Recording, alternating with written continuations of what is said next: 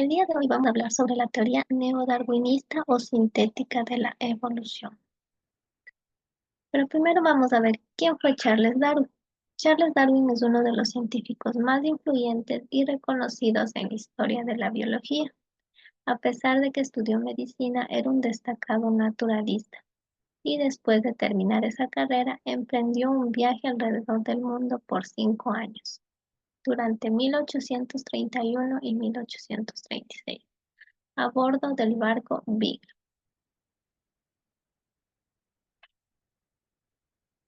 ¿Qué encontró?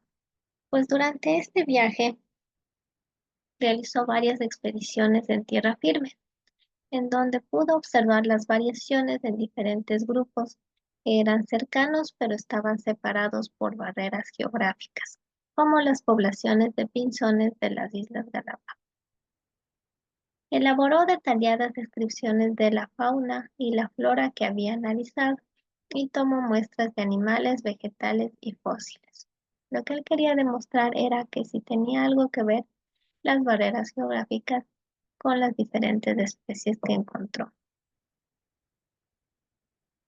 El origen de las especies. Una vez que Darwin reunió datos y suficiente información, dedicó su vida a su estudio. Toda la evidencia que recolectó apuntaba hacia una teoría evolucionista. Finalmente, en 1859 expuso su teoría sobre la evolución de las especies. Esta teoría se asienta sobre tres puntos fundamentales, que son la variabilidad, la adaptación, la selección natural. ¿A qué se refiere con la variabilidad? Nos quiere decir que las poblaciones de seres vivos no son uniformes y presentan ciertas variabilidades, que pueden ser mayor o menor dependiendo de la especie. En un ambiente estable, con suficientes recursos, las poblaciones mantienen un número de individuos y su variabilidad. ¿Qué es la adaptación?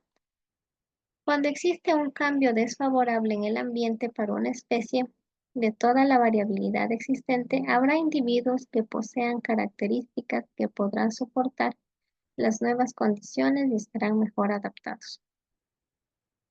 Por último, tenemos la selección natural, donde los individuos que se adaptaron mejor serán los que dejarán más descendencia. Esta descendencia heredarán los caracteres que los harán más adaptables. Si esta selección se repite en cada generación durante miles de años, toda la población presentará los caracteres favorables y que determinarán una mejor adaptación. Uno de estos cambios se da en las jirafas, en sus cuellos. Lo que Charles Darwin demostró, pues es que las jirafas se fueron adaptando a la alimentación que tenían y sus cuellos pues se fueron adaptando también. Mientras más alto era la comida, más alto debía ser su cuello.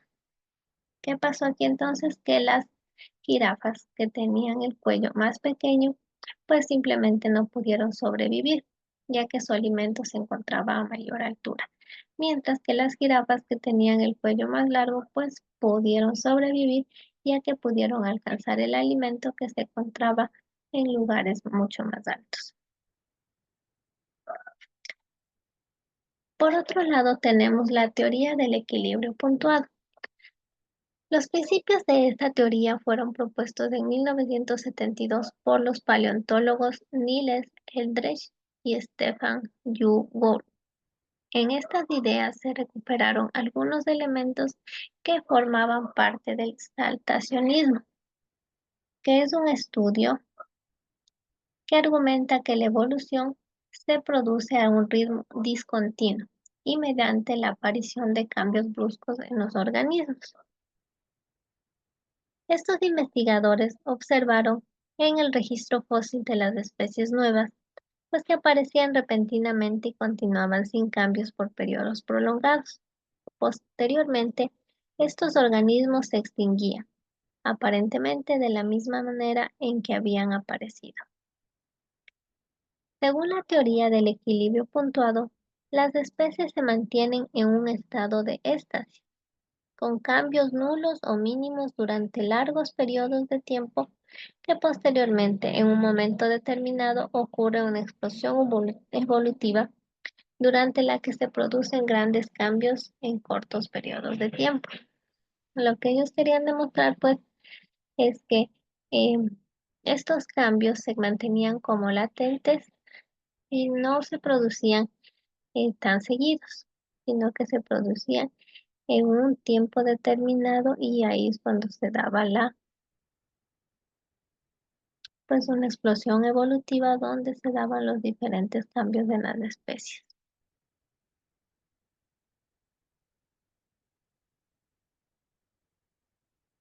La especiación forma nuevas poblaciones. El proceso por el cual una especie origina otras especies que a partir de entonces evolucionan como unidades separadas se conoce como especiación. Se puede dar por dos diferentes mecanismos, que es la especiación alopátrica, que tiene lugar en poblaciones que están aisladas por barreras geográficas, como cordilleras, canales, entre islas, ríos anchos y flujos de lava. En estas condiciones, la selección puede causar cambios muy rápidos en la morfología y comportamiento de los organismos. Entonces, en este tipo de especiación se da por los diferentes aspectos geográficos en los que se encuentran las especies. La siguiente es la especiación simpátrica. Esta se da cuando la especie ancestral y la nueva pues comparten un hábitat durante el proceso de especiación. Este fenómeno se observa con cierta frecuencia en las plantas a través de la poliploidía, la cual consiste pues en cortar con más de dos conjuntos de cromosomas completos. Esto se da en un cruzamiento entre una especie endémica, una especie nativa y una especie nueva. Es así como se han generado las nuevas variedades de diferentes alimentos que tenemos hoy día, como la quinoa, como el maíz, la papa, entre otros. La especiación en los pinzones de Galápagos. Cuando Charles Darwin visitó las Islas Galápagos, pudo apreciar pues que había estos aves, pero que tenían diferentes características. En las Islas Galápagos existen 13 especies de pinzones que han sido estudiadas para comprobar su evolución y han llegado a determinar que la especiación ocurrió así. Los fundadores Liera, es decir, el primer grupo de pinzones.